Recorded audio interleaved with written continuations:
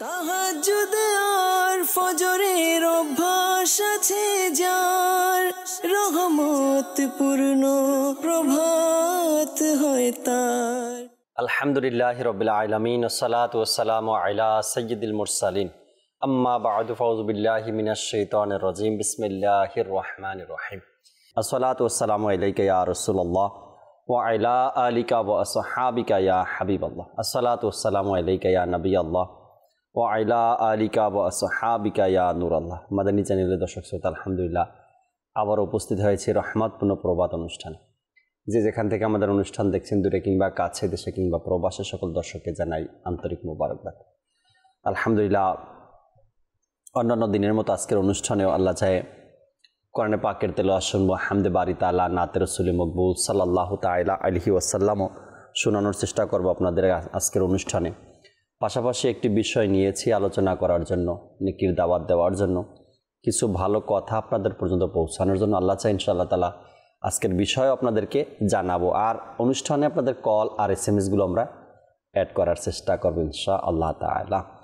নবী রাহমাত শফি উম্মত সাল্লাল্লাহু তাআলা আলাইহি ওয়াসাল্লামের হাদিসে মোবারকা, যে ব্যক্তি আমার উপর সকালে এবং সন্ধ্যায় তিনবার করে দুরূদ শরীফ পাঠ করবে, আল্লাহ তাবারক ওয়া তাআলা ওই ব্যক্তির ওই দিন ও রাতের গুনাহকে ক্ষমা করে দিবেন। সাল্লু আলাল হাবিব সাল্লাল্লাহু তাআলা আলা মুহাম্মদ সাল্লাল্লাহু তাআলা আলাইহি ওয়াসাল্লাম।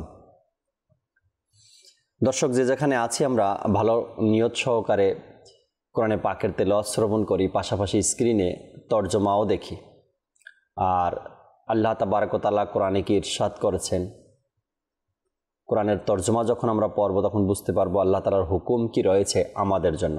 চলুন আগে আমরা কোরআনে পাকের তেলাওয়াত শুনি, এরপর আপনাদেরকে ইনশাআল্লাহ তাআলা আজকের অনুষ্ঠানের বিষয় জানাবো। জি, তেলাওয়াত। أعوذ بالله من الشيطان الرجيم. بسم الله الرحمن الرحيم.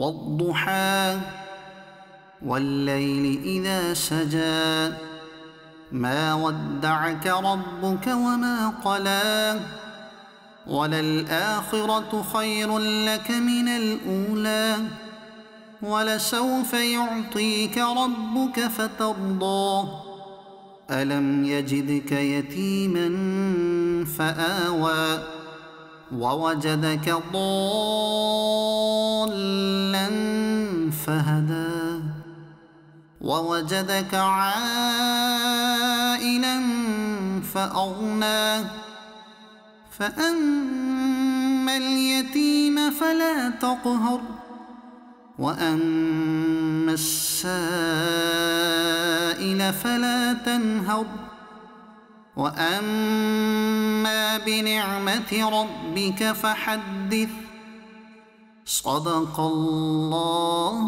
العظيم. সুবহানাল্লাহ, সুবহানাল্লাহ। কোরআনে পাকের 30 পারার একটি চমৎকার সূরা। যখনই কোথাও আপনি কিরাত প্রতিযোগিতায় যাবেন, এই সূরাটার কিরাত তেলাওয়াত পাবেন বেশিরভাগ। চমৎকার একটি সূরা, এবং এর মধ্যে নবী পাক সাল্লাল্লাহু আলাইহি সাল্লামের অনেক প্রশংসা, অনেক বিষয়গুলো এখানে তুলে ধরা হয়েছে আশেকে রসুলদের জন্য। যদি এই সূরার তর্জমা আমরা কানজুল ঈমান থেকে পড়তে পারি, তবে হয়তোবা আমাদের চোখের সামনে স্পষ্ট হয়ে আসবে আল্লাহ তাবারক ওয়া তাআলা কোরআনে পাকে নবী পাক সাল্লাল্লাহু আলাইহি সাল্লামকে কেমন ভালোবাসার কথা ঘোষণা করেছেন। আল্লাহু আকবার। আল্লাহ বোঝার এবং আমল করার তৌফিক দান করুক। একটি বিষয় আজকে রেখেছি দর্শক শ্রোতা, হয়তোবা এই বিষয়টি নিয়ে এর পূর্বেও মাদানী চ্যানেলে আলোচনা হয়েছে, এবং একটা বিষয়ের অনেক দিক নিয়ে আলোচনা করা যায় ধর্মীয় দিক থেকে। আজকেও এই বিষয়টি নিয়ে আলোচনা করব, কেন আমাদের পরিশুদ্ধতার দরকার রয়েছে, সংশোধনের দরকার রয়েছে। যখন কোনো ব্যক্তি নামাজি, আপনার কি মনে হয় সে নামাজ পড়ছে তো আর কখনো ধোকায় পড়বে না, নামাজ ছাড়বে না? এটা আপনি শিওর দিতে পারবেন না, গ্যারান্টি দিতে পারবেন না। কিতাবের মধ্যে প্রায় সময় পাওয়া যায় বড় বড় আল্লাহওয়ালা ব্যক্তিরা, যাদের মধ্যে তাহাজ্জুদের অভ্যাস ছিল, এমন মোবারক অভ্যাস থাকার পরেও ধোকায় পড়ে আবার ফরজ নামাজকেই ছেড়ে দিয়েছে। এমনটাও হয়েছে মানুষের সাথে। আমরা সাধারণ মানুষ, 5 ওয়াক্ত নামাজ পড়তে দেখছি কাউকে, যদি বলি যে সে তো 5 ওয়াক্ত নামাজ পড়ে, তার সামনে নামাজের ফজিলত আলোচনা করে কি? সে তো নামাজ পড়তেই আছে অলরেডি, নামাজের ফজিলত আলোচনা করতে হবে বেনামাজির সামনে না। যে নামাজ পড়ছে সে আজকে না হয় কালকে জানি না কোন দিন ধোকায় পড়ে যাবে, আবার নামাজ কাজা শুরু করে দেবে।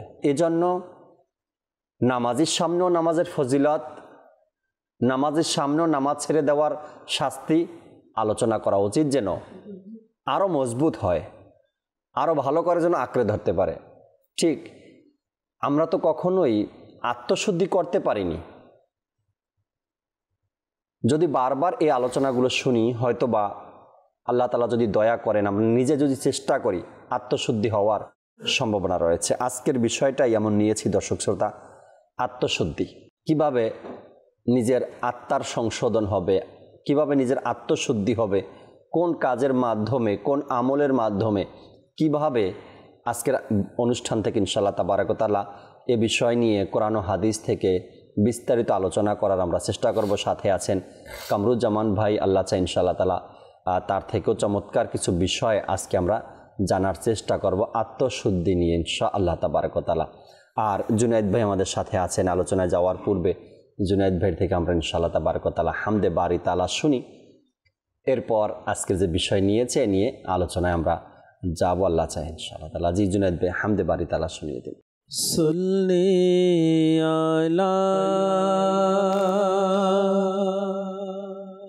রাসূলিনা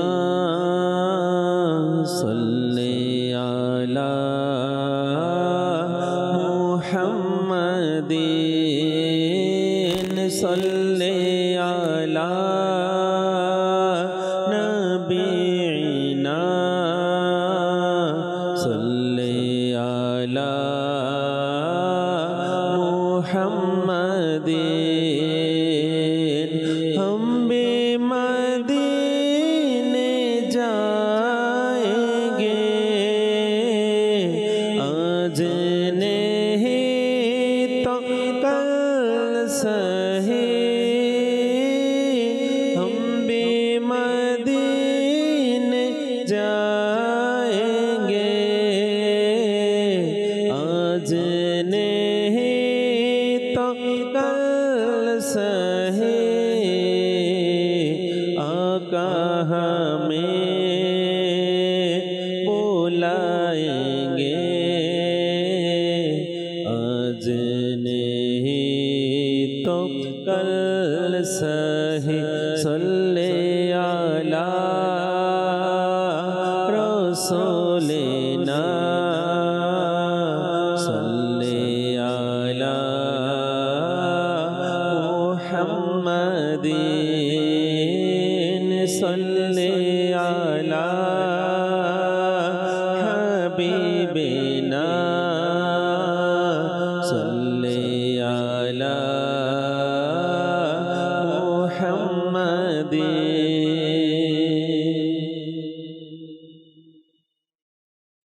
हे खालिक मालिक रब महान, हे खालिक मालिक रब महान, सुब्हानल्लाह सुब्हानल्लाह सुब्हानल्लाह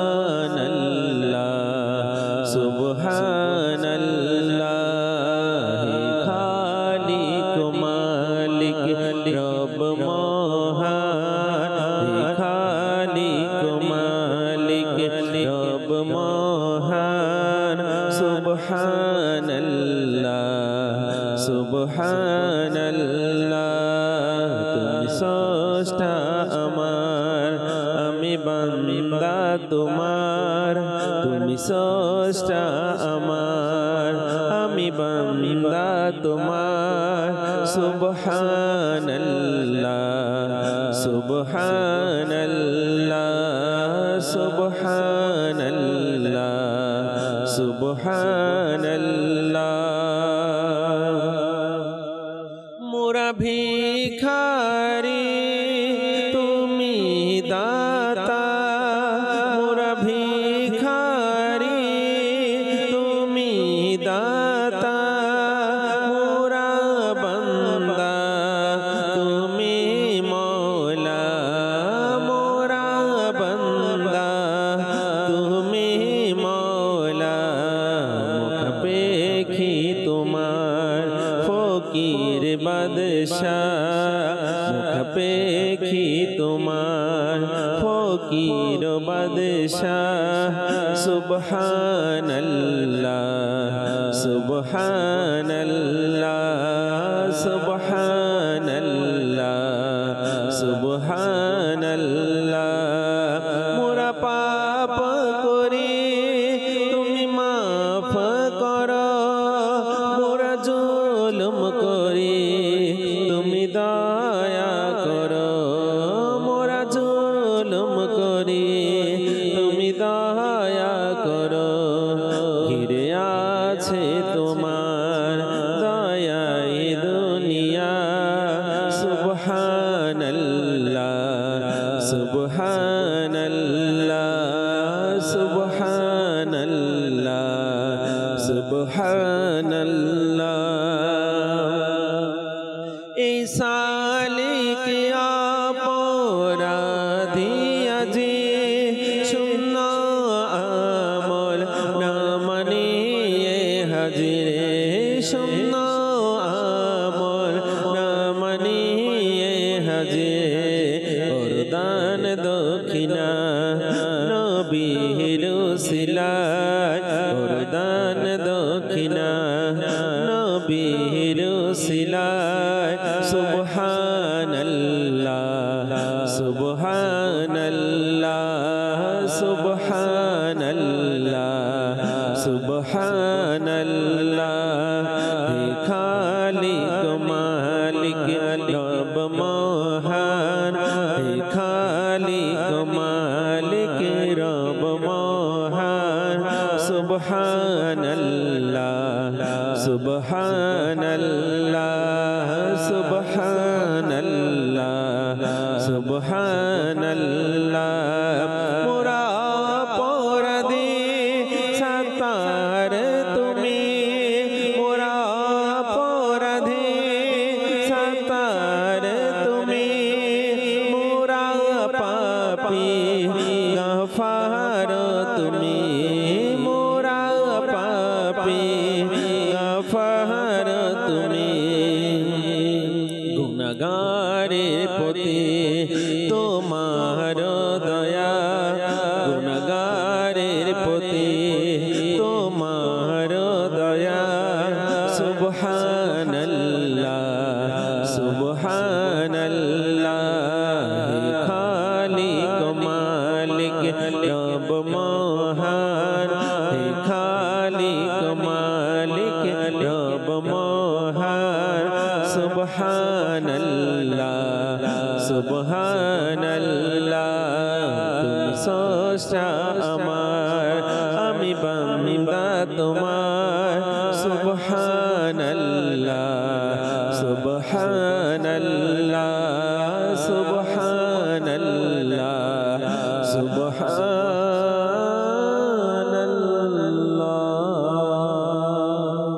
সুবহানাল্লাহ সুবহানাল্লাহ। আল্লাহ তাবারক ওয়া তাআলার প্রশংসা, হামদে বারি তাআলা। চমৎকার এক কালাম জুনেদ ভাই আমাদেরকে শোনাচ্ছিলেন। আল্লাহ তাবারক ওয়া তাআলা কবুল করেন।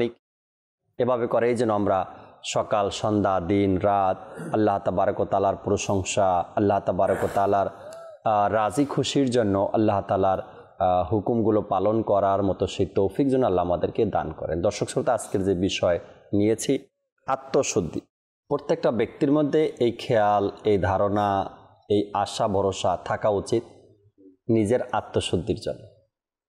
আর আত্মশুদ্ধি যদি আমাদের মধ্যে না হয়, যার অন্তরটা পরিষ্কার না, যার হৃদয়টা পাক সাফ না, যার হৃদয়টা পবিত্র না, তার কোনো কাজ, কোনো আমল, কোনো ইবাদত, কোনো রিয়াজত কোনোটাই যেন তার মন মতো হচ্ছে না। আত্মাটাকে যদি পরিশুদ্ধ করা যায়, আত্মশুদ্ধি যদি হয়ে যায়, আর আত্মশুদ্ধি যদি নিজেকে আমরা করতে পারি, তবে পরবর্তী যে কাজগুলো আছে, আমল, ইবাদত, রিয়াজত, যাই কিছু বলেন না কেন, এটাও শুদ্ধ করা সম্ভব। আত্মশুদ্ধি নিয়ে যদি আমরা দেখি, আল্লাহ নবী সাল্লাল্লাহু তাআলা আলাইহি ওয়াসাল্লাম অনেক হাদিসে মোবারকার মধ্যে আত্মশুদ্ধির কথা বলেছেন। বিশেষ করে এই আত্মশুদ্ধিটা একজন সফল ব্যক্তির নিদর্শন। আত্মশুদ্ধি। কামরুজ্জামান ভাই আমাদের সাথে আছেন, কিছু কথা কামরুজ্জামান ভাই থেকে শুনি দর্শক, এরপর ইনশাআল্লাহ তাআলা নাতে রাসূল মকবুল সাল্লাল্লাহু আলাইহি সাল্লামও শুনবো আমরা অনুষ্ঠান ইনশাআল্লাহ তাবারাক ওয়া তাআলা। কামরুজ্জামান ভাই, আজকের বিষয় আত্মশুদ্ধি। আলহামদুলিল্লাহ রাব্বিল আলামিন ওয়াসসালাতু ওয়াসসালামু আলা সাইয়্যিদিল মুরসালিন। আত্মশুদ্ধি যদি আমরা এই শব্দটি একটু চিন্তা ভাবনা করি বা শব্দটি নিয়ে একটু বিশ্লেষণ করি, আত্মশুদ্ধি বলা হয় এক কথায় নিজের সংশোধন। আত্ম মানে নিজে, শুদ্ধি মানে সংশোধন, নিজের সংশোধন। আত্মশুদ্ধি বলতে বোঝায় নিজের নফসকে সকল ধরনের অপরাধ থেকে, সকল ধরনের গুনাহ থেকে পবিত্র রেখে, পরিষ্কার রেখে আল্লাহ পাকের দরবারে নৈকট্য অর্জন করা হচ্ছে আত্মশুদ্ধি। আত্মশুদ্ধির ব্যাপারে আল্লাহ সুবহানাহু ওয়া তাআলা কোরআনে পাকের মধ্যে ইরশাদ করেন, কদ আফলাহা মান যাক্কাহা ওয়া কদ খাবা মান দাসসাহা। সফল সেই যে পবিত্র হতে পেরেছে, যে তার নফসকে সকল ধরনের ময়লা থেকে পরিষ্কার করতে পেরেছে, সেই সফল। ওয়া কদ খাবা মান দাসসাহা, আর সেই ব্যর্থ হয়েছে যে নিজের নফসকে কলুষিত করেছে, ময়লা করেছে, নিজের ভিতরে ময়লা আবর্জনা রেখেছে, সেই বিনষ্ট হয়ে গিয়েছে। অর্থাৎ এখানে নেগেটিভ সাইড আল্লাহ পাক উল্লেখ করেছেন। কদ আফলাহা মান যাক্কাহা, যে ব্যক্তি নিজের নফসকে পবিত্র রেখেছে সেই সফল হয়েছে। এই আয়াতে কারিমার মধ্যে যে বিষয়টি আমরা বুঝতে পারি যে সফল হওয়ার জন্য, সাকসেস হওয়ার জন্য নিজের জানকে, নিজের কলবকে পরিষ্কার রাখা অপরিহার্য। কেননা আল্লাহর নবী রাসূল আরবি সাল্লাল্লাহু তাআলা আলাইহি ওয়া সাল্লাম একটি হাদিসে পাকের মধ্যে ইরশাদ করেছেন, যা মুসলিম শরীফের মধ্যে এসেছে এবং বিভিন্ন কিতাবের মধ্যে এসেছে, আলা ওয়া ইন্না ফিল জাসাদি মুদগাতুন।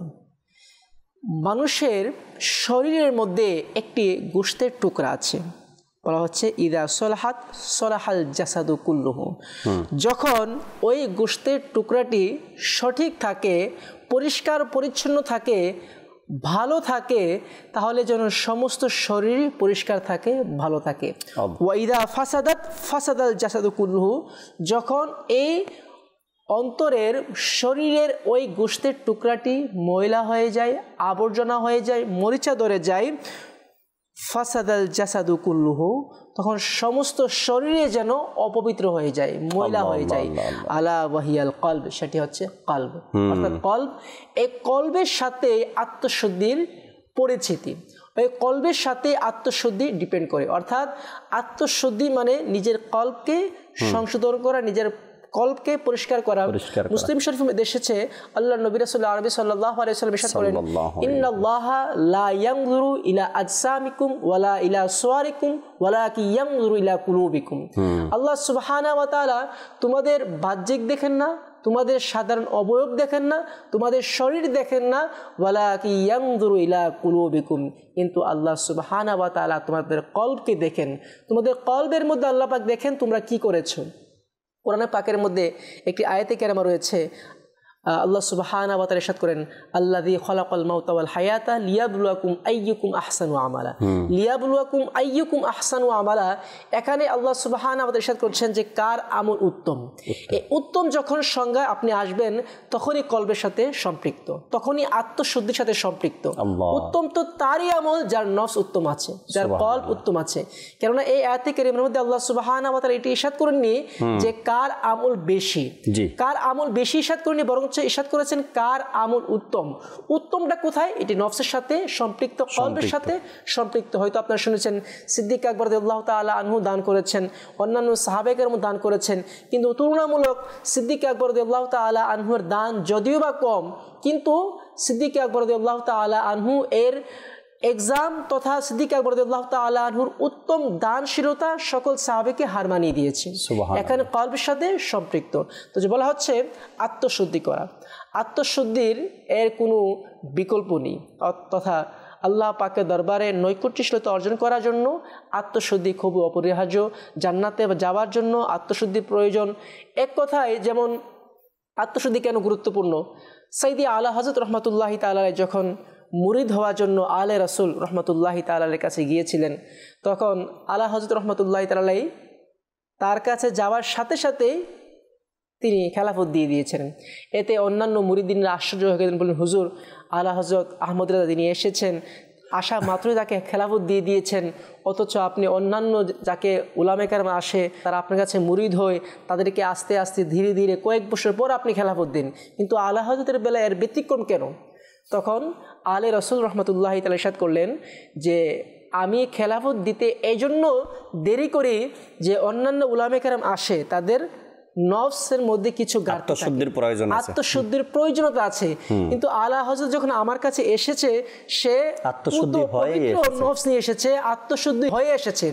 এজন্য আমি খেলাফত দিতে দেরি করার কোনো প্রয়োজন নেই, অর্থাৎ তার আত্মশুদ্ধি করার কোনো প্রয়োজন নেই, এজন্য আমি এখানে তাকে খেলাফত দিয়ে দণ্ড করে দিয়েছি। সুবহানাল্লাহি ওয়া বিহামদি। তার মানে আত্মশুদ্ধিটা কতটা প্রয়োজন যদি আমরা ধর্মীয় দিক থেকে দেখি, এক তো হলো কামরুজ্জামান ভাই যে শুরুতেই উদাহরণগুলো দিয়েছেন কোরআনে পাক থেকে, আল্লাহ তাবারক ওয়া তাআলা আত্মশুদ্ধির ব্যাপারটা কোরআনে পাকের মধ্যে যে আলোচনায় এসেছে। এরপরে তরিকতপন্থী যারা আমরা, তরিকত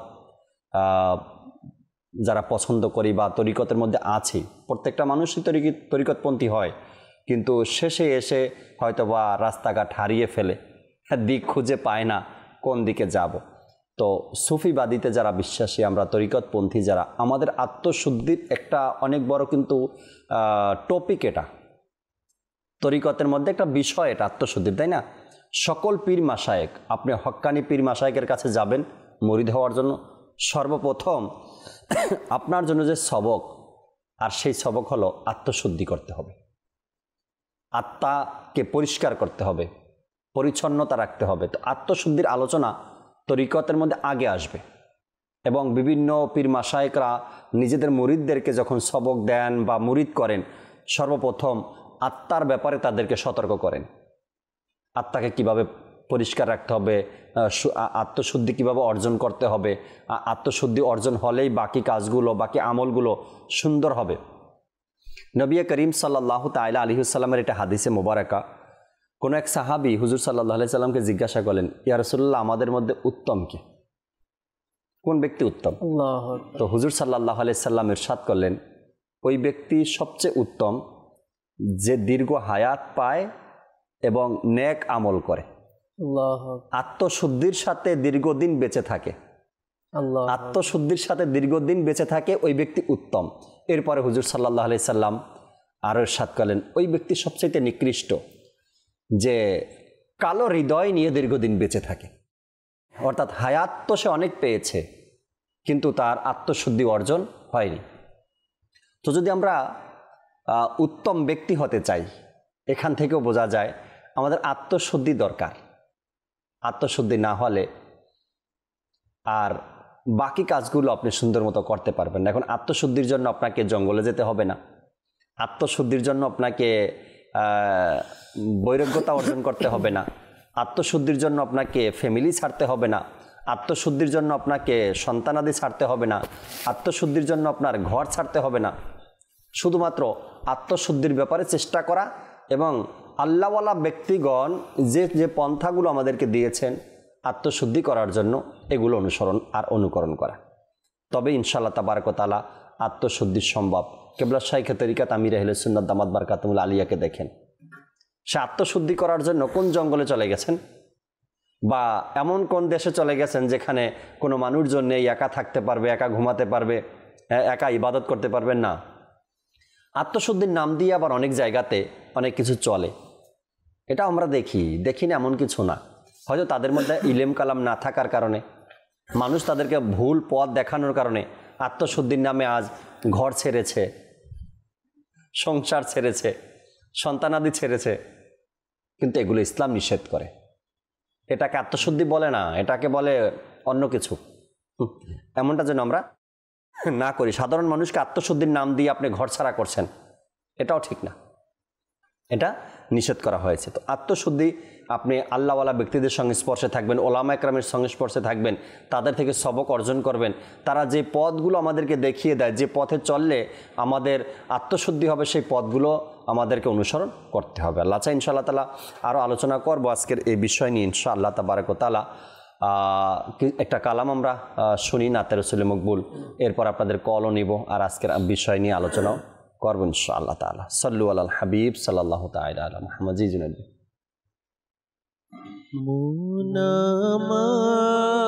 মুনামার পেতে চাই গো তোমার দিদার, প্রিয় নবী করো পূরণ আশা আমার, করো পূরণ আশা আমার, করো পূরণ আশা আমার, করো পূরণ আশা আমার। পূর্ণিমা রজনী আর নূরানী বাহার, প্রিয় নবী দাও না তোমার দিদার, দাও না তোমার দিদার, দাও না তোমার দিদার, দাও না তোমার দিদার। সিদরাতুল মুনতাহা জান্নাত আরশে, সবখানে তুমি গেলে শান শওকতে। সিদরাতুল মুনতাহা জান্নাত আরশে, সবখানে তুমি গেলে শান শওকতে। এই অধম গোলামের স্বপ্নে একবার, এই অধম গোলামের স্বপ্নে একবার, প্রিয় নবী এসে দাও না দিদার, দাও না তোমার দিদার, দাও না তোমার দিদার, দাও না তোমার দিদার, দাও না তোমার দিদার, দাও না তোমার দিদার। মন আমার পেতে চায় গো তোমার দিদার, প্রিয় নবী দাও না তোমার দিদার। মৃত্যুর শয্যায়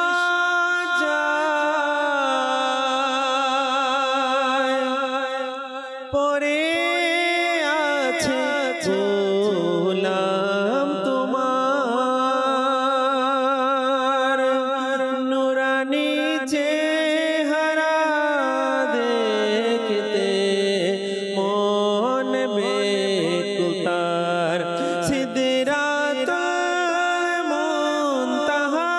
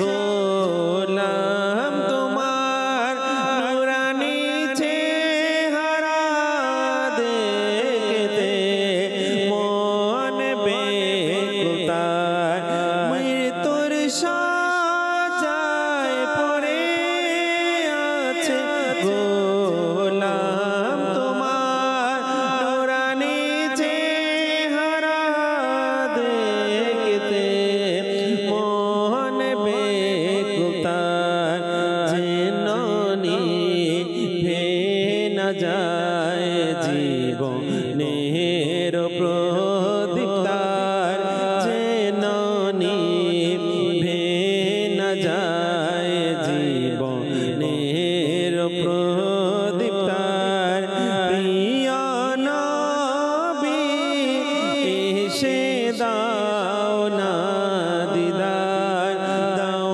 না তোমার দিদার দাও না তোমার দিদার দাও না তোমার দিদার দাও না তোমার দিদার দাও না তোমার দিদার নির্জন জায়গা কবর আর রাতের আধার কাফন পরিহিত আছে গোলাম তোমার নির্জন জায়গা কবর আর রাতের আধার কাফন পরিহিত আছে গোলাম তোমার থাকবে কি ভাবে একা কবরে নিশাতি তার থাকবে কি ভাবে একা নিশাতি তার কবর আলোকিত করণ রে তোমার করণ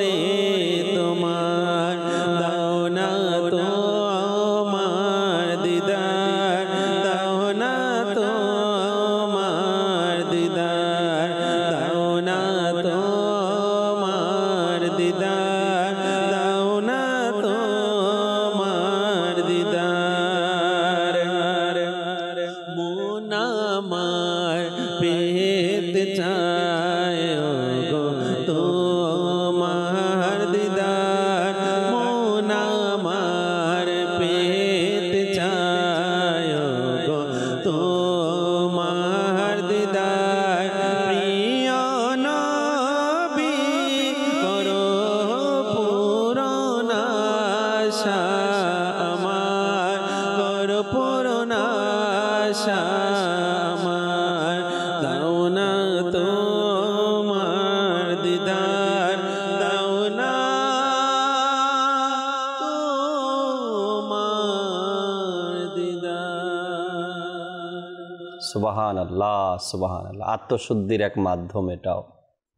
সর্বক্ষণ সর্বাবস্থায় নবী পাক সাহিবে লাউলাক সাল্লাল্লাহু আলাইহি ওয়াসাল্লামের দিদারের আশাবাদী হওয়া আত্মশুদ্ধির মাধ্যম কিন্তু এটাও। যখন আপনি দিন রাত মনের মধ্যে একটাই ধ্যান ধারণা রাখবেন যে আমি কিভাবে আমার নবীর দিদার করতে পারি, কিভাবে আমার নবীর জিয়ারত করতে পারি, স্বপ্নে কিভাবে আমার নবীকে আমি দেখতে পারি, ধীরে ধীরে অটোমেটিকলি আপনার আত্মশুদ্ধি হয়ে যাবে, অটোমেটিকলি হয়ে যাবে। আর আমার নবীকে স্বপ্নে দেখতে চাওয়াটা, দিদার করতে চাওয়াটা কি মনে হয় এটাকে এমনি হয়ে যাবে? সারা দিন আপনি এমন জায়গাতে বসে থাকেন যেখানে বসার কারণে হাজারো বার হারাম দৃষ্টি পড়ে যায় আপনার, আর ওই চোখ দিয়ে আমার নবীর দিদার করতে চান, এত সহজ হয়ে যাবে বিষয়টা। ইমাম বসরি রহমতুল্লাহি তাআলা আলাইহি কেমন দয়া তার উপরে হয়েছে। কাসিদায়ে বুরদা যে আমরা বলি, নবী করিম সাল্লাল্লাহু তাআলা আলাইহি সাল্লাম তাশরিফ নিয়ে আসলেন স্বপ্নে এবং তাকে চাদর উপহার দিলেন। এ তো লম্বা ঘটনা। তারা আত্মশুদ্ধি কিভাবে অর্জন করেছে দেখেন। কালামটা শুনে আমার মনে পড়ে গেল এটাও তো এক আত্মশুদ্ধির মাধ্যম। নবী করিম সাল্লাল্লাহু তাআলা আলাইহি ওয়াসাল্লাম, আমরা কামরুজ্জামান ভাই থেকে শুনবো এই বিস্তারিত ঘটনাটা। তারা আত্মশুদ্ধি কিভাবে করলো? আল্লাহ নবী সাল্লাল্লাহু আলাইহি সাল্লাম তাশরিফ এনেছেন তাদের স্বপ্নের মাধ্যমে এবং সকালে উঠে দেখেন যা দেখেছেন স্বপ্নে। আত্মশুদ্ধি প্রয়োজন। যেমন আপনি কিছুদিন আগে আপনি নিজেও বলেছিলেন যে এক আশিক রাসূল ছিল, সে নবী পাক সাল্লাল্লাহু আলাইহি সাল্লামের দিদারের জন্য অপেক্ষা রইল, দিদারের আশা করছে, আকাঙ্ক্ষা করছে নবী পাক দিদার পাওয়ার জন্য। তো কেউ তাকে স্বপ্নে বলল যে তোমার মধ্যে এই ঘাটতি আছে, হয়তো আপনি বলেছিলেন তোমার মধ্যে এই ভুলটি আছে, আগে এই ভুলটি সংশোধন করো, তারপর তুমি নবী পাক সাল্লাল্লাহু আলাইহি সাল্লামকে দিদার করতে পারবে। তো হাদিসে পাকে তো স্পষ্টভাবে এসেছে, নবী করিম সাল্লাল্লাহু আলাইহি সাল্লাম ইরশাদ করেন, মান রাআ ফিল মানাম ফাকাদ রাআনি ফিল ইয়াকযাত ফাইন্নাহু লা ইয়াতামাসসালু শাইতানু বি। কেননা যে ব্যক্তি আমাকে স্বপ্নে দেখলো সে মূলত আমাকে জাগ্রত অবস্থায় দেখলো। কেননা ফাইন্নাহু লা ইয়াতামাসসালু শাইতানু বি, শয়তান আমার আকৃতি ধারণ করতে পারে। যে আপনি বলেন কিভাবে দেখে, কিভাবে বাস্তব হয়। এই হাদিসে পাক নবী পাক সাল্লাল্লাহু আলাইহি ওয়াসাল্লাম ইরশাদ করেন, মান রাআ ফিল মানাম ফাকাদ রাআনি ফিল ইয়াকযাত। রাইট। যে ব্যক্তি আমাকে স্বপ্নে দেখলো মূলত সে আমাকে বাস্তবে দেখলো। শয়তান আমার আকৃতি ধারণ করতে পারে না। আমরা যে স্বপ্ন দেখি, স্বপ্নে কয়েকটি প্রকার আছে। এর মধ্যে বিভিন্ন সময় শয়তান আকৃতি ধারণ করে, কখনো মায়ের স্রোত বা বিভিন্ন আকৃতি ধারণ করে আমাদের স্বপ্নে আসে। যেহেতু নবী পাক সাল্লাল্লাহু আলাইহি সাল্লাম স্বপ্নে আসে, নবী পাক সাল্লাল্লাহু আলাইহি সাল্লামের আকৃতি শয়তান ধারণ করতে পারে না। এই জন্য যেটি স্বপ্নে দেখে এটি মূলত বাস্তব হয়ে যায়। এমন অসংখ্য প্রমাণ আছে। নবী পাক সাল্লাল্লাহু আলাইহি সাল্লাম আতর লাগিয়েছেন, ঘুম থেকে উঠে দেখেন খুশবু রয়েছে। আর চাদর কিভাবে, যেটা আপনি বললেন, এটি হচ্ছে তার আত্মশুদ্ধির এক প্রকার। জি, তিনি প্রকার নয়, আমি তো বলবো আত্মশুদ্ধির আফজাল মাধ্যম তার কাছে ছিল। জি অবশ্যই। কেননা হয়তো নবী করিম সাল্লাল্লাহু আলাইহি সাল্লামের এত ভালোবাসা। এক তো দেখুন, নবী পাক সাল্লাল্লাহু আলাইহি সাল্লামের জিয়ারত লাভ করা সাধারণ বিষয় নয়, সাধারণ বিষয়, এটি অনেক বড় মাকাম।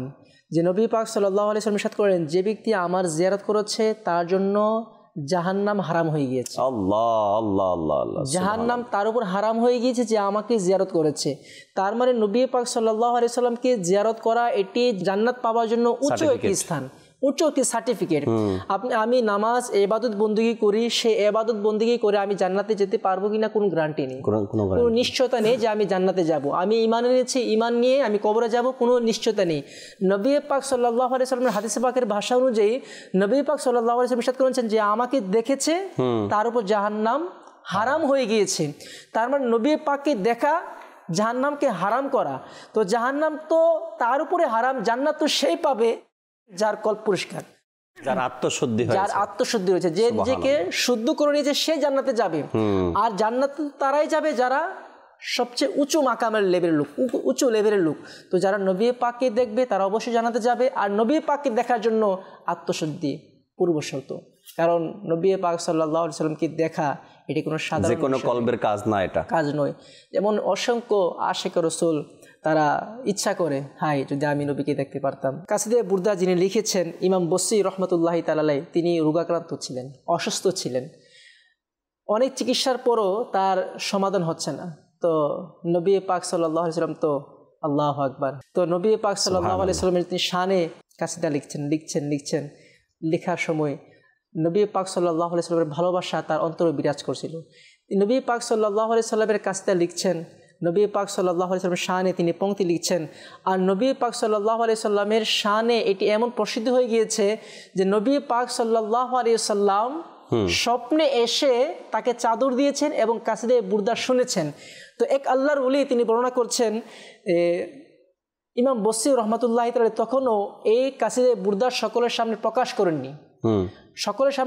করেননি, তিনি রাস্তা দিয়ে হেঁটে যাচ্ছেন, বললেন আমাকে ওই কাসিদাটি শুনান তো যেটি আপনি নবী পাক সাল্লাল্লাহু আলাইহি সাল্লামকে শুনিয়েছেন।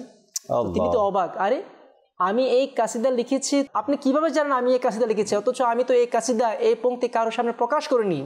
তখন ইমাম বসরি রহমতুল্লাহি তাআলা উত্তর বলতে লাগলেন, আমি দেখেছি আমি জানি আপনি আগামীকাল স্বপ্নে নবী পাক সাল্লাল্লাহু আলাইহি সাল্লামকে আপনি এই কাসিদা বুর্দা শুনিয়েছেন, আর নবী পাক সাল্লাল্লাহু আলাইহি সাল্লাম আপনাকে চাদর দিয়েছেন, যে চাদর আপনার কাছে এখনো বিদ্যমান রয়েছে। সংক্ষিপ্ত ঘটনা বলছি। তো এক কথা, নবী পাক সাল্লাল্লাহু আলাইহি সাল্লামের দরবারে মকবুল হয়েছেন তিনি আত্মশুদ্ধি লাভ করার কারণে। আত্মশুদ্ধি হয়েছেন বিদায় নবী পাকের দরবারে তাবাক্কুল করতে পেরেছেন। আর এটি বাস্তব, যদি আমার নফস পরিষ্কার থাকে, যদি আমি অসুস্থ থাকি, যদি আমি মুসিবতে থাকি, আমার নবী পাক আমার এই মুসিবতকে দূর করে দিবেন। এটি তো হতে পারে না যে একজন আশিক নবী পাক সাল্লাল্লাহু আলাইহি সাল্লামকে ডাকবে, বিপদে ডাকবে, নবী পাক শুনবেন না, তার দুর্দশা দূর করবেন, এটি হতে পারে না। আল্লাহ যদি অপর জায়গায় বলেন वल्लाह व सुन लेंगे फरियाद को पहुंचेंगे इतना भी तो हो कोई जो आह करे दिल से। अरे अल्लाह पाके शपथ দিয়ে বলতে পারি নবী পাক তো শুনবেন, তোমার ফরিয়াদ নবী পাকের কাছে পৌঁছে যাবেন, ইতনা भी तो हो कोई जो आह करे दिल से। যে ব্যক্তি অন্তর থেকে নবী পাককে ডাকতে পারবে, অবশ্যই নবী পাক ডাকে সাড়া দিবে। সুবহানাল্লাহ। এমন অসংখ্য ঘটনা আছে যারা নবী পাকের আকাঙ্ক্ষা করেছে, নবী পাকের দিদারের আশা করেছে, দিদার পেয়েছে, অসুস্থ আছে শিফা হয়ে গিয়েছে। আর ঋণগ্রস্ত অনেক অসংখ্য ঘটনা আছে। ঋণ মুক্তির ব্যাপারে আল্লাহ নবী সাল্লাল্লাহু আলাইহি সাল্লাম সাহায্য করেছেন, সহযোগিতা করেছেন, ঋণ মুক্ত করে দিয়েছেন। আর আত্মশুদ্ধি যখন আসে তখনই কিন্তু আল্লাহু আকবার, যার মধ্যে এই আত্মশুদ্ধিটা আছে তার মধ্যে একটা কনফিডেন্স থাকে। জি, দেখবেন যদি আপনি কোথাও যান, কোনো আল্লাহর ওলি দরবারে যান, যদি আপনি ওই দিন গুনাহ থেকে পবিত্র হয়ে যান, নামাজ ইবাদত বন্দেগী করে যান, তখন নিজের মধ্যে একটা কনফিডেন্স থাকে, না আমি এখানে এসেছি, হয়তো তিনি আমাকে কিছু দিবেন, সাহেব মাজা যিনি আছে আমাকে কিছু দিবেন, আমার দিকে তাকাবেন, কিছু পাবো। আর যখন আপনি নিজে দেখবেন, আরে আমি তো, আমার ভিতরের অবস্থা তো খারাপ, আমি নিজে জানি আমার অবস্থা, আমি এখানে এসেছি, আমি কতটুকু ব্যয় পাবো।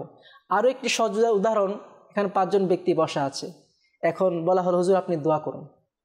এখন যার যে সঠিক মস্তিষ্কের লোক সে চিন্তা করবে না আমি করব না, আসলে আমার একটু সমস্যা আছে, হুজুর আপনি করুন। দুর্বলতা নিজেরটা তো নিজে জানি। কেন? এটা হচ্ছে আত্মশুদ্ধির সাথে সম্পর্ক, রাইট? এটা হচ্ছে ভিতরের সাথে সম্পর্ক।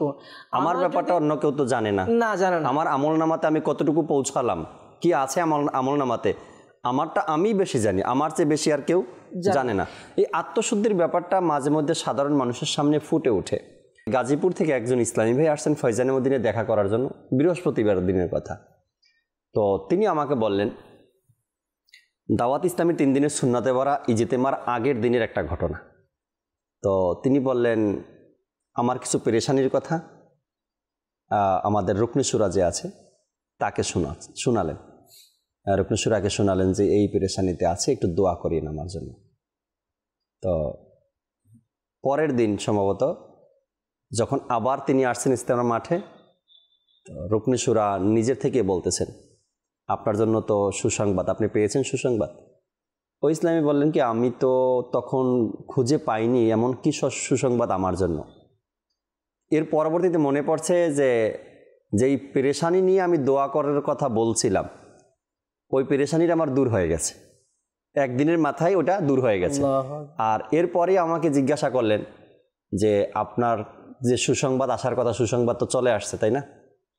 মানে তখন তিনি চুপ হয়ে গেলেন যে আমি তো এখনো বলিনি যে আমার সমস্যাটা সমাধান হয়ে গেছে, কিন্তু এত তাড়াতাড়ি আমি কি উত্তর দিব। ওই সময় স্ট্যান্ড বাই কোনো উত্তর তিনি দেননি। পরে আমার সাথে ওই বৃহস্পতিবার যখন আসলেন সাপ্তাহিক ইজতেমায়, তখন আমার সাথে শেয়ার করলেন। আপনারা হয়তো মাঝে মধ্যে ভাবেন যে একজন ব্যক্তির কাছে আমি গেছিলাম আর সে এই বিষয়টাতে না বলছিল, কিন্তু তার কথাটাই হলো, এটা কিভাবে সম্ভব হলো? আত্মশুদ্ধি যাদের থাকে না, পাক ও পবিত্র থাকে, তাদের ভিতর থেকে যে শব্দটা আসে, যে কথাটা ভিতর থেকে আসে, ওটা যখন কাউকে বলে ওটা একটা প্রতিফলন দেখা যায়, অবশ্যই হ্যাঁ দেখা যায়। কারণ আপনি বিশ্বাস, ওই যে বলেন আত্মবিশ্বাস নিজের প্রতি থাকে, যখন আত্মশুদ্ধি হয়ে যায় তখন নিজের প্রতি একটা আত্মবিশ্বাস থাকে যে এই কথাটা বা এই কাজটা যদি আমি কাউকে বলি বা করে দেই তো এটা এমন হবে না এমন হবে, ভালো হতে পারে বা খারাপ হতে পারে। ওই যে ভিতর থেকে যেই কথাটা আসে এটার প্রতিফলন আপনারা পান। এরপর মাঝে মধ্যে বলেন কিভাবে সম্ভব? এটাই তো হলো আত্মশুদ্ধির এক বরকত। যখন কোনো ব্যক্তি বলে তখন সেটা দেখা যায় বাস্তবেই হয়ে যায়। তো আত্মশুদ্ধি ব্যক্তিদের জবান থেকে যেটা বের হয়, এমন একটি ঘটনা তো আছে। কোনো এক জায়গায় কিতাবে পাওয়া যায়, কিতাবের মধ্যে রয়েছে, বিভিন্ন কিতাবের মধ্যে পাওয়া যায় ঘটনাটি। এক লোক এক মহিলার উপর আক্রমণ করেছে, তার খারাপ উদ্দেশ্যে তাকে আক্রমণ করেছে সবার সামনে। তো আশেপাশের লোকেরা সকলে তাকে বলছে, আরে ছেড়ে দাও, তুমি অন্যায় করছো, অপরাধ করছো, কি করছো তুমি, নাজায়েজ কাজ করছো, তার সম্মানহানি করছো, ছেড়ে দাও, বিভিন্ন অনেক কথা বলতে লাগলো। কিন্তু সে কারো কথা শুনছে না, সে তার কাজ সে এগিয়ে যাচ্ছে। তো ওই পথের মধ্যে আল্লাহর ওলি তিনি যাচ্ছিলেন, তখন তিনি দেখলেন এই অবস্থা, সে খারাপ উদ্দেশ্যে এখানে মহিলাকে নিয়ে এসেছে। তো সে এতটুকু বলল, হে যুবক, আল্লাহ পাক দেখছে। যখন এতটুকু কথা সে বলল আর সে শুনল আল্লাহ পাক দেখছে, এ কথার প্রভাবে সে সাথে সাথে অজ্ঞান হয়ে গেল, অজ্ঞান হয়ে মাটিতে পড়ে গেল। যখন তার হুঁশ আসলো, জ্ঞান ফিরল, তখন সে তার সকল গুনাহ থেকে তওবা করে নিল। এখানে যে বিষয়টি, আত্মশুদ্ধির বিষয়টি আপনি বললেন যে প্রভাব পড়ে, সকল মানুষ তাকে বিভিন্ন কথা বলছে, কারো কথা শুনছে না, তার গায়ে লাগছে না, প্রভাব পড়ছে না, কিন্তু ওই আল্লাহর ওলি মাত্র একটি কথা বলেছে, আল্লাহ পাক দেখছে। আল্লাহ পাক বলেন না কোরআনে পাকের মধ্যে যে আল্লাহ পাক সকল কিছু দেখে, আল্লাহ পাক সকল কিছু দেখে, ক্ষমতাবান আল্লাহ তাআলা সবকিছুর উপর ক্ষমতা, আল্লাহ পাক দেখেন। তো এই কথা যখন তিনি শুনলো, তিনি সাথে সাথে অজ্ঞান হয়ে গেলেন, জ্ঞান ফেরার সাথে সাথে তওবা করলেন এবং সকল পাপ থেকে দূর হয়ে গেলেন। এই যে প্রভাব পড়েছে। আল্লাহু আকবার। আল্লাহ তাআলা সামিউল বাসির, আল্লাহ তাআলা আলিমুল গায়েব, আল্লাহ তাআলা সবকিছু দেখেন। আল্লাহ পাক বলেন, আলাম তাআলাম বিআন্নাল্লাহা ইয়ারা, এটা জানা নেই যে আল্লাহ পাক সকল কিছু দেখছে। যাই হোক, কালাম থেকে শুরু করে, কালামটাই এমন ছিল জুনায়েদ ভাইয়ের যে আত্মশুদ্ধির এক মাধ্যম কিন্তু নবী পাক সাল্লাল্লাহু আলাইহি সাল্লামের দিদার লাভ করতে চাওয়া, মানে হুজুর সাল্লাল্লাহু আলাইহি সাল্লামকে স্বপ্নে দেখতে চাওয়া আত্মশুদ্ধির এক মাধ্যম।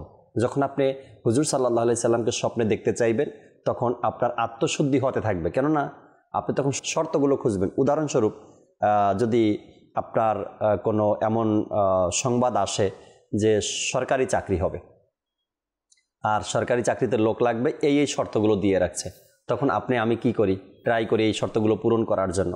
কোনো কোম্পানিতে লোক নিবে, তাদের চাহিদা অনুযায়ী এই শর্তগুলো থাকতে হবে, তখন আমরা কি করি, নিজের ওই শর্তগুলো পূরণ করার চেষ্টা করি।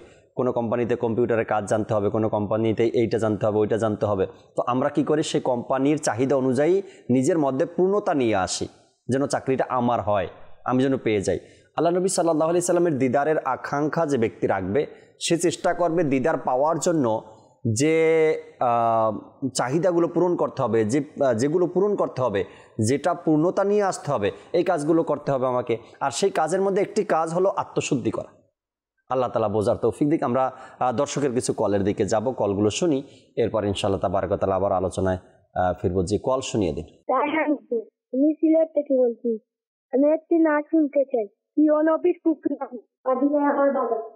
প্রিয় নবীর কোকিল আমি মদিনায় আমার বাগান, শোনাবো, সাথেই থাকুন ইনশাআল্লাহ তাআলা। পরবর্তী কল। শাহিন, পুরুলিয়া জেলা থেকে, খুলনা বিভাগ। আমার এই মাদানী চ্যানেলটা খুবই সুন্দর লাগে, আমি প্রায় দেখি, আমি প্রায় লোকের দাওয়াতও দিই। হুজুরদের কথা আমার খুবই সুন্দর লাগে, ওনাদের জন্য দোয়া কামনা করে, আমার জন্য দোয়া করতেন। আল্লাহু আকবার। আল্লাহ তাবারাক ওয়া তাআলা আপনাকেও ভালো রাখুক, সুস্থ রাখুক, দোয়া করি আপনার জন্য। আর সবসময় আশা রাখি এভাবে মাদানী চ্যানেলের সাথেই থাকবেন। পরবর্তী কল দেন। সোহাইব আহমেদ, আমি মাদানী চ্যানেলের অনুষ্ঠান দেখছি, আমি একটি নাচ শুনতে চাই। কি যে মহান তোমার দরবার, শুনিয়ে দিলে খুশি হতাম। কি যে মহান তোমার দরবার হে রাসূলে আরবি, শোনাবো, সাথেই থাকুন ইনশাআল্লাহ তাআলা। পরবর্তী কল দেন। আমি কামরুজ্জামান সিরাজগঞ্জ থেকে বলছি। আমি যে অনুষ্ঠানটা দেখছি, যাকে পরিচালনা করতেছে, এরকম অনুষ্ঠান আমি জীবনে কোনোদিন দেখি নাই। যে সুন্দর কথা বলছেন, এত সুন্দর কথা আমার শুনলে অবশ্যই আল্লাহ আপনাদেরকে হেদায়েত করবে। আপনাদেরকে আমি ধন্যবাদ জানাই, এত সুন্দর চ্যানেল উপহার দিচ্ছেন। আমি নিজেও দেখি, আমার গ্রামে আমি সবাইকে বলে দিচ্ছি দেখার জন্য, আমার দোয়া করবেন। মাশাআল্লাহ মাশাআল্লাহ। নিজেও দেখেন, গ্রামের মানুষও দেখেন। আমরা মুসলমান, আর মুসলমান হিসাবে ধর্মীয় কথাগুলো যদি আমরা শুনি, তো তখন আমাদের কাছে ভালোই লাগে। এই জন্য ভালো লাগে, ইসলামের প্রতি, ধর্মের প্রতি আমাদের দুর্বলতা আছে। কেননা এই ধর্ম যেহেতু আমরা, ইসলাম ধর্ম আমাদের, আর এই ধর্ম মেনে নিয়েছি, আমি একজন মুসলমান, আল্লাহ তাবারক ওয়া তাআলার হুকুম হাকাম আমাকে পালন করতে হবে। না হয়তো আল্লাহ তাআলা ভাগ করে দিয়েছেন জাহান্নাম এবং জান্নাত। দুনিয়া থেকে যা আমরা অর্জন করে যাব ওই মোতাবেক আমাকে দেওয়া হবে, জান্নাত অথবা জাহান্নাম। আর যখন কেউ নেকির দাওয়াত দেয় তখন নেকির দাওয়াত এর মাধ্যমে মানুষগুলো সংশোধন হয়। মাশাআল্লাহ, আপনি নেকির দাওয়াত দিচ্ছেন মাদানী চ্যানেল দেখার জন্য মানুষকে, নিজের ঘরের মানুষকে, গ্রামের মানুষকে, যেন তারাও মাদানী চ্যানেল দেখে। আল্লাহ চাই ইনশাআল্লাহ তাবারক ওয়া তাআলা মাদানী চ্যানেল এভাবে যা দাওয়াত দিতে থাকবেন তো প্রত্যেকটা গ্রামে, প্রত্যেকটা ঘরে মাদানী চ্যানেল শুরু হবে। মাদানী চ্যানেল মানুষ দেখবে, আর দেখছে, সংশোধন হচ্ছে। এক একটা পরিবারের ঘটনা আপনি শুনলে অবাক হয়ে যাবেন যে মাদানী চ্যানেলের দেখার আগে কেমন ছিল, মাদানী চ্যানেল দেখার পর থেকে তাদের পরিবারের মধ্যে কেমন একটা পরিবর্তন চলে আসছে। এমন হাজারো রিপোর্ট আমাদের কাছে আছে যারা মাদানী চ্যানেলের মাধ্যমে পরিবার এভাবে সংশোধন হয়েছে। আলহামদুলিল্লাহ রাব্বিল আলামিন। পরবর্তী কল দেন। আমার নাম মেহেদি হাসান ওয়াজেদ, আমি পঞ্চগড় কামারপাড়া থেকে আরজ করছি। আমি এখন মাদানী চ্যানেল অনুষ্ঠান রহমানপূর্ণ প্রবাদ দেখতেছি, আমার খুব ভালো লাগে।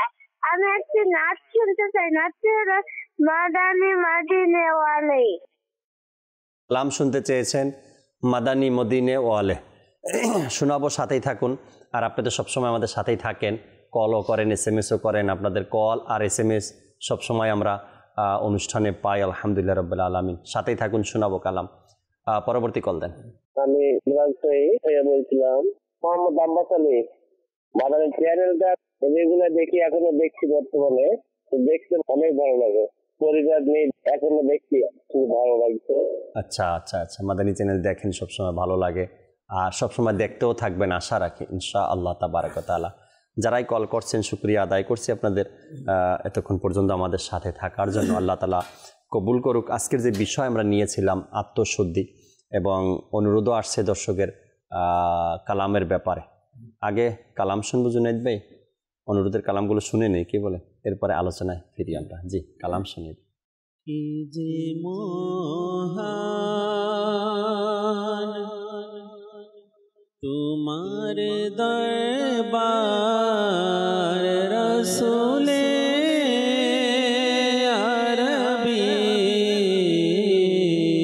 কি যে মহান আকা, কি যে মহান তোমার দরবার রসুলে আরবি, তোমার দরবার দয়ার ভান্ডার রসুলে আরবি, তোমার দরবার দয়ার ভান্ডার রসুলে আরবি,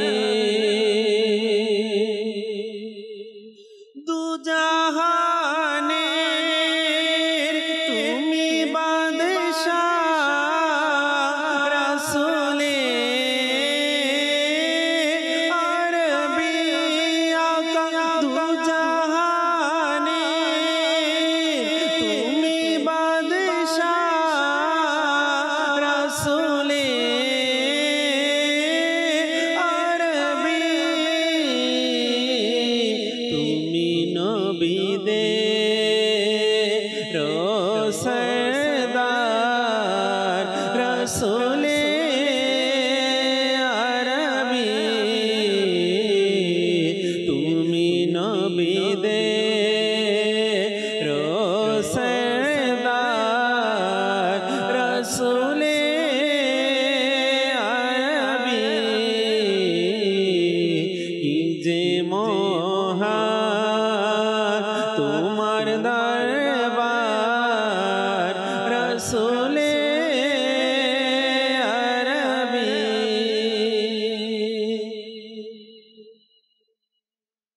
মদনী মদিনে वाले,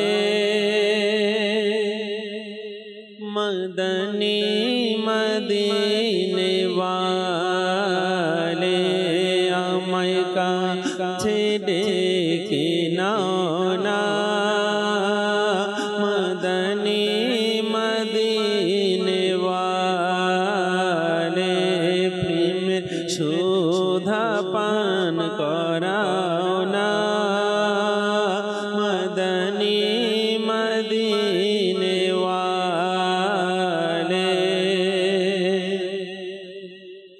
যখন হবে তোমার দিদার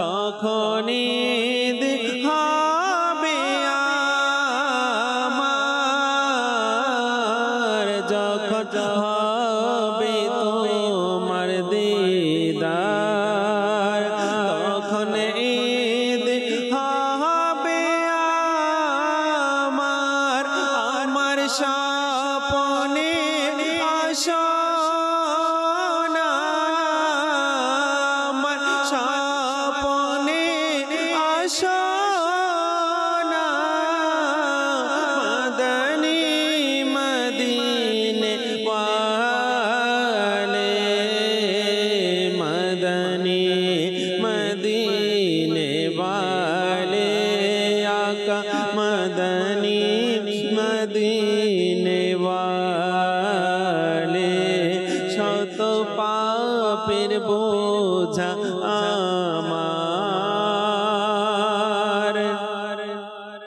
তবু উম্মত আমি তোমার,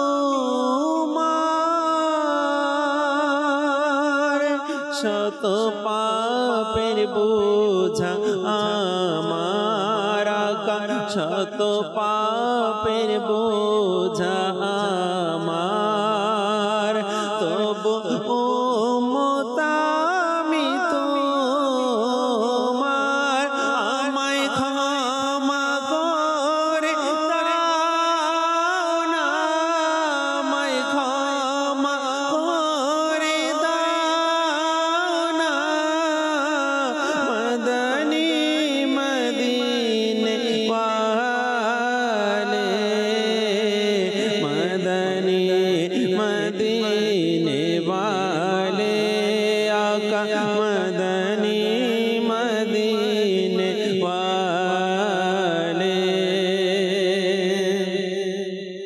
বলি দুঃখ কারে গিয়ে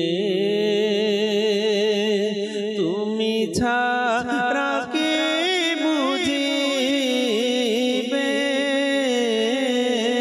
বলি দুঃখ কারে গিয়ে, আকা বলি দুঃখ কারে গিয়ে, তুমি ছাড়া কে বুঝিবে, আমার বিরহ ব্যথা, আমার বিরহ ব্যথা, মদনী মদিনে ওয়ালে, মদনী মদিনে ওয়ালে, আকা মদনী মদিনে ওয়ালে, প্রিয় নবী উকিল আমি মদিনা আমার বাগান, তারি ধ্যানে মগ্ন থাকি করি তারি গুণগান, আল্লাহ আল্লাহ আল্লাহ আল্লাহ আল্লাহ আল্লাহ আল্লাহ, আল্লাহ আল্লাহ আল্লাহ আল্লাহ আল্লাহ আল্লাহ আল্লাহ, গৌসুল আজম আলা হযরত সেই বাগানের গোলাপ ফুল, গৌসুল আজম আলা হযরত সেই বাগানের গোলাপ ফুল, তারি সুগম ধ্বনিতে আত্মেতে ওঠে জগৎ কোলে, এই বাগানে উকিল যারা, এই বাগানে উকিল যারা সাধাই পরে নবীর শান, তারি ধ্যানে মগ্ন থাকি করি তারি গুণগান, প্রিয় নবী উকিল আমি মদিনা আমার বাগান, প্রিয় নবী উকিল আমি মদিনা আমার বাগান, তারি ধ্যানে মগ্ন থাকি করি তারি গুণগান, আল্লাহ আল্লাহ আল্লাহ আল্লাহ আল্লাহ আল্লাহ আল্লাহ আল্লাহ আল্লাহ আল্লাহ আল্লাহ আল্লাহ আল্লাহ। সুবহানাল্লাহ, সুবহানাল্লাহ। আমরা আপনাদের অনুরোধের কালামগুলো শুনছিলাম দর্শক শ্রোতা। কিছু আলোচনা করে এরপরে আমরা অনুষ্ঠানের শেষের দিকে যাব। আজকের বিষয় আমরা আত্মশুদ্ধি রেখেছি। মালিক বিন দিনার রহমতুল্লাহি তাআলা আলাইহি আত্মশুদ্ধির যে পদ্ধতি ছিল, কিভাবে নিজের নফসকে দমন করতেন। বলা হয় মালিক বিন দিনার রহমতুল্লাহি তাআলা আলাইহি নফসকে দমন করার কথা এভাবেই আসছে কিতাবের মধ্যে। তিনি অনেক বছর ধরে কোনো মজাদার জিনিস খাননি, সুস্বাদু খাবার খাননি, পছন্দনীয় খাবার খাননি। সাধারণত দিনে রোজা রেখে শুকনো রুটি দিয়ে ইফতার করতেন। একবার নফসের চাহিদা অনুযায়ী মাংস ক্রয় করলেন এবং রওনা করলেন। পথিমধ্যে সুঘ্রাণ নিলেন আর বললেন, হে নফস, মাংসের সুঘ্রাণ নেওয়ার মধ্যেই মজা আছে, বাস এর চেয়ে বেশি এতে তোমার অংশ নেই। এটা বলে সেই মাংস এক ফকিরকে দিয়ে দিলেন। এরপর বললেন, হে নফস, আমি কোনো শত্রুতার কারণে তোমাকে কষ্ট দিচ্ছি না, আমি তো শুধুমাত্র এজন্য তোমাকে ধৈর্য ধারণের অভ্যস্ত করছি যেন আল্লাহ পাকের সন্তুষ্টির অমূল্য রত্ন নসিব হয়ে যায়। নফস বলছিল গোস্ত খাবে, গোস্ত ক্রয় করলেন, রাস্তার মধ্যে ঘ্রাণ নিলেন আর কাউকে দিয়ে দিলেন, আর নফসকে বললেন এটাই তোমার জন্য যথেষ্ট, সুঘ্রাণ নিতে পারছো, এটাই তো তোমার জন্য অনেক কিছু। এরপর নফসকে এটাও বললেন, তোমার সাথে আমার কোনো শত্রুতা নেই, শুধু আল্লাহ তাআলার সন্তুষ্টির জন্য এই কাজগুলো আমি করে থাকি। আর আত্মশুদ্ধির যে ফজিলতের কথা আসছে, কামরুজ্জামান ভাই তো অনেকগুলো বলছেন, অনেক কথাগুলো বলছেন আত্মশুদ্ধির ব্যাপারে। কোরআনে পাকের মধ্যে এসেছে, বসবাসের বাগান যেগুলোর পাদদেশে নদীসমূহ প্রবাহিত সর্বদা সেগুলোর মধ্যে থাকবে এবং এটা পুরস্কার তারই জন্য যে পবিত্র হয়েছে। এখানে জান্নাতের আলোচনা করলেন এবং জান্নাতের পদদেশে যে নিয়ামতগুলো আছে, নদীসমূহ প্রবাহমান আছে, এটাও আলোচনা হলো। এরপর বলেন এই পুরস্কার তার জন্য আল্লাহ যে পবিত্র হয়েছে। আর এই পবিত্রর কথা, এটাই আত্মশুদ্ধির কথাই কোরআনে বলা হয়েছে। জানা গেল যে ঈমান ও নেক আমলের মাধ্যমে নফসকে পরিষ্কার পরিচ্ছন্ন করে উত্তম চরিত্র, উত্তম স্বভাবের অভ্যস্ত বানায়। তার জন্য জান্নাতের বাগান রয়েছে যেগুলোর পাদদেশে নদীসমূহে প্রবাহিতমান রয়েছে। আল্লাহ তাবারক ওয়া তাআলা কোরআনে পাকের এক জায়গাতে ইরশাদ করেন, যেমন আমি তোমাদের মধ্যে প্রেরণ করেছি একজন রাসূল তোমাদের মধ্য থেকে, যিনি তোমাদের উপর আমার আয়াতগুলো তিলাওয়াত করেন, তোমাদেরকে পবিত্র করেন। এখানেও কিন্তু আল্লাহ রসুলের দিকে ইশারা, আল্লাহ রসুলের কথা বলেছেন এবং আল্লাহ রসুল আয়াতসমূহ আমাদেরকে শোনান এবং আমাদেরকে পবিত্র করেন, পবিত্র করেন, আমাদেরকে পবিত্র করেন।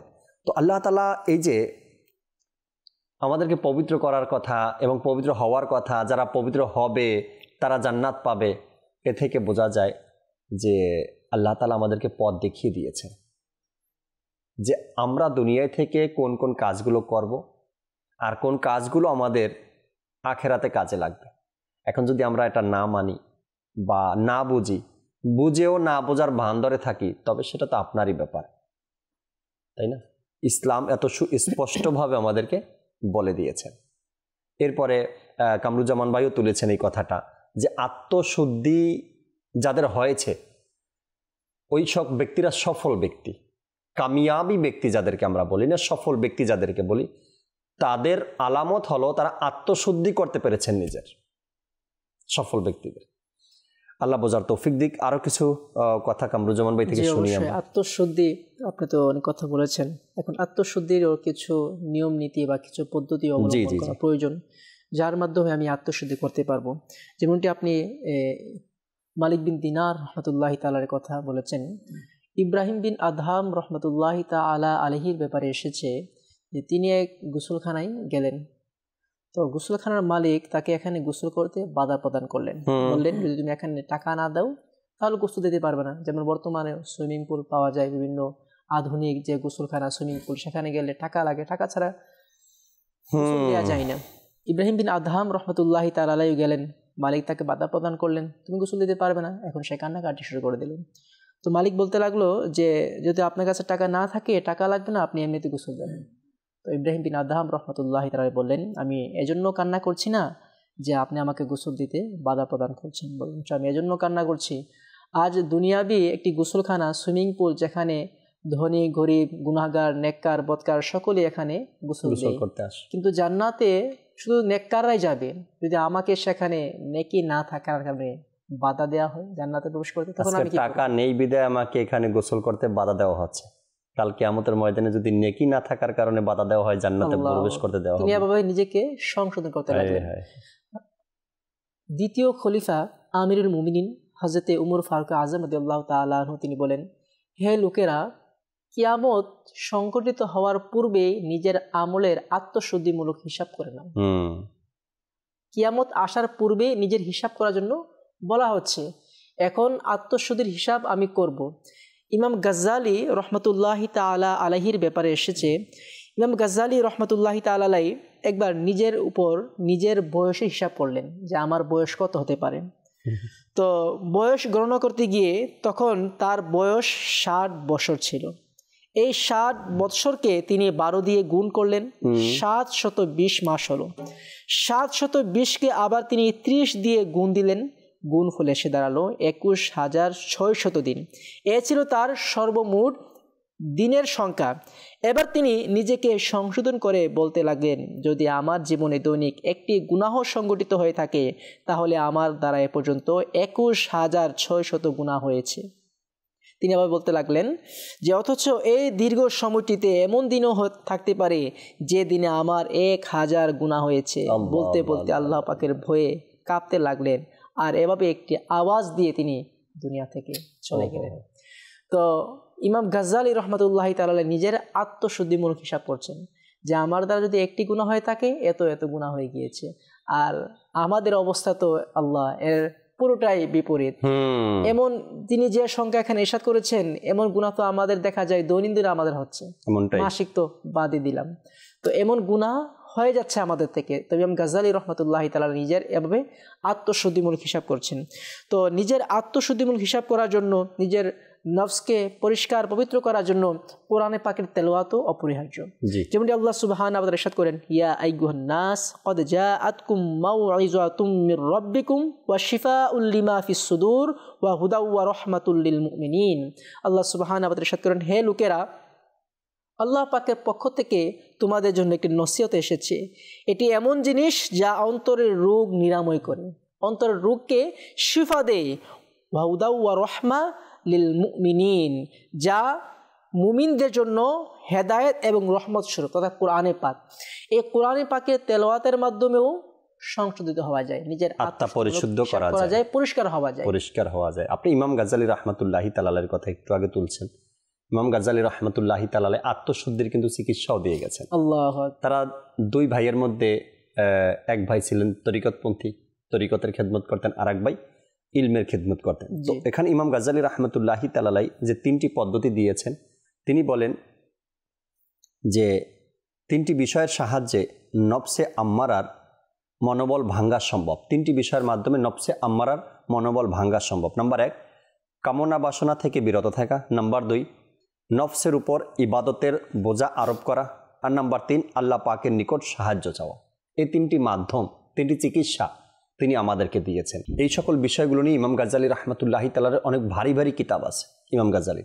যদি আপনি পড়তে চান, আপনি জানতে চান, তবে অনেক কিতাব পাবেন আপনি। আত্মশুদ্ধিমূলক আলোচনা এমন অনেক কিতাবের মধ্যে রয়েছে। আত্মশুদ্ধি যে সকল কিতাবগুলোর মধ্যে পড়লে পাবেন আপনি। তো নফসের চাহিদা পূরণ করতে থাকা, আত্মশুদ্ধি থেকে আপনি দূরে থাকবেন। আর নফস যে গুনাহের কথা বলেন বা দুনিয়াবি কোনো বিষয় বলেন, আপনাকে বারবার ধোঁকা দিতে থাকবে নফস, এইগুলো আপনি পূরণ করতে থাকবেন, তো আপনি ফেঁসে যাবেন। আর নফসের বিপরীত যদি আপনি চলতে পারেন তবে আত্মশুদ্ধি হওয়া অতি তাড়াতাড়ি আপনার পক্ষে সম্ভব হয়ে যাবে। আত্মশুদ্ধি হওয়ার জন্য পূর্ব শর্ত হচ্ছে গুনাহ ছেড়ে দেওয়া। এটি হচ্ছে পূর্ব শর্ত। আপনি যতই নফল ইবাদত করুন, যতই নফল রোজা রাখুন, যা কিছু করুন, এটি কোনো কাজে আসবে না যদি একটা গুনাহ থেকে মুক্ত না হতে পারেন। আত্মশুদ্ধির জন্য পূর্ব শর্তই হচ্ছে বাহ্যিক যে গুনাহগুলো আছে এই গুনাহগুলো প্রথমে ছাড়া। বাহ্যিক গুনাহ ছাড়ার পাশাপাশি অভ্যন্তরীণ যে গুনাহগুলো রয়েছে সেই গুনাহগুলো ছেড়ে দেওয়া, তারপর নফল ইবাদত করা, তার মাধ্যমে আল্লাহ পাকের দরবারে নৈকট্যতা অর্জন করা যাবে। আল্লাহ তাআলা কোরআনে পাকের মধ্যে ইরশাদ করেন, কানজুল ইমান থেকে অনুবাদ। নিশ্চয়ই রিপুতা মন্দ কর্মের বড় নির্দেশদাতা, কিন্তু যার প্রতি আমার দয়া রয়েছে তাকে ছাড়া। আল্লাহ তালা আমাদেরকে বোঝার এবং আমল করার তৌফিক দান করুক। আল্লাহ তালার দরবারে সাহায্য চাইতে হবে। আল্লাহ আত্মশুদ্ধি হওয়ার, আত্মশুদ্ধি করার, নিজেকে সংশোধন হওয়ার, নিজেকে পরিবর্তন করার, নিজেকে পবিত্র করার তৌফিক আল্লাহ দাও, সাহায্য চাইতে হবে এবং শয়তানের ধোঁকা থেকে যেন আমরা বাঁচতে পারি এজন্য আল্লাহ তালার দরবারে দোয়াও চাইতে হবে। যেমন আমরা কোরআনে পাকের আয়াতে কারিমা বারবার শুনলাম, পবিত্র হতে পারলে তাদের জন্য জান্নাত রয়েছে। আল্লাহ নবী সাল্লাল্লাহু আলাইহি সাল্লামের ব্যাপারেও যে আয়াতে কারিমা আমরা শুনলাম, যে আল্লাহ নবী সাল্লাল্লাহু আলাইহি সাল্লাম যে আয়াত শুনান আমাদেরকে এবং পবিত্র করেন আমাদেরকে।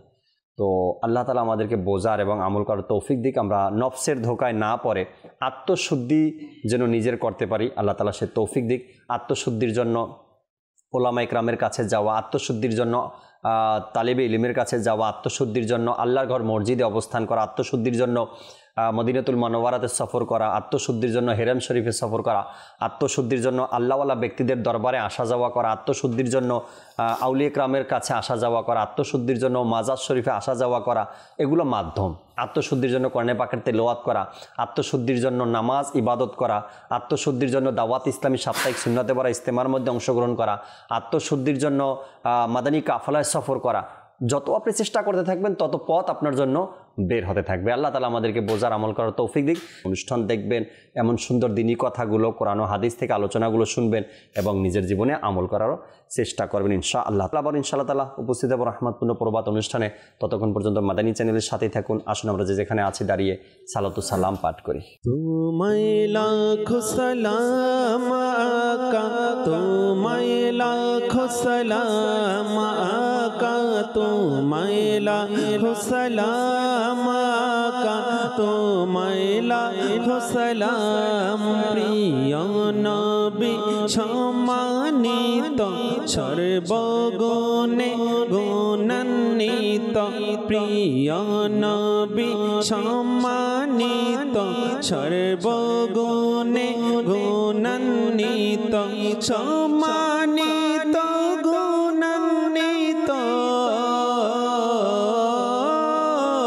সম্মানিত গুণান্বিত, তোমায় লাখো সালাম আকা, তোমায় লাখো সালাম আকা, তোমায় লাখো সালাম আকা, তোমায় লাখো সালাম আকা, তোমায় লাখো সালাম। জ্ঞানের আলোয় আলোকিত কিরণ তোমার বিছরিত, জ্ঞানের আলোয় আলোকিত কিরণ তোমার বিছরিত, হয়নি কেহ তোমার মতো, হয়নি কেহ তোমার মতো, তোমায় লাখো সালাম আকা, তোমায় লাখো সালাম আকা, তোমায় লাখো সালাম। মাঝ দরিয়ায় তরি ডুবন্ত অসহায় তোমার উম্মত কত, মাঝ দরিয়ায় তরি ডুবন্ত অসহায় তোমার উম্মত কত, বাঁচাও নবী সম্মানিত, বাঁচাও নবী সম্মানিত, তোমায় লাখো সালাম আকা, তোমায় লাখো সালাম আকা, তোমায় লাখো সালাম আকা, তোমায় লাখো সালাম আকা, তোমায় লাখো সালাম। সালাতু ওয়াসসালামু আলাইকা ইয়া রাসূলুল্লাহ, সালাতু ওয়াসসালামু আলাইকা ইয়া হাবিবাল্লাহ, সুবহানাকা আল্লাহুম্মা ওয়া বিহামদিকা লা ইলাহা ইল্লা আনতা আস্তাগফিরুকা ওয়া আতুবু ইলাইক, সুবহানাকা আল্লাহুম্মা ওয়া বিহামদিকা লা ইলাহা ইল্লা আনতা আস্তাগফিরুকা ওয়া আতুবু ইলাইক, সুবহানাকা আল্লাহুম্মা ওয়া বিহামদিকা লা ইলাহা ইল্লা আনতা আস্তাগফিরুকা ওয়া আতুবু ইলাইক, সালাতু ওয়াসসালামু আলাইকা ইয়া নবী আল্লাহ ওয়া আলা আলিকা ওয়া আসহাবিকা ইয়া নূর আল্লাহ লা ইলাহা ইল্লাল্লাহু মুহাম্মাদুর রাসূলুল্লাহ সাল্লাল্লাহু তাহাজ্জুদ আর ফজরের অভ্যাস আছে যার, রহমত পূর্ণ প্রভাত হয় তার।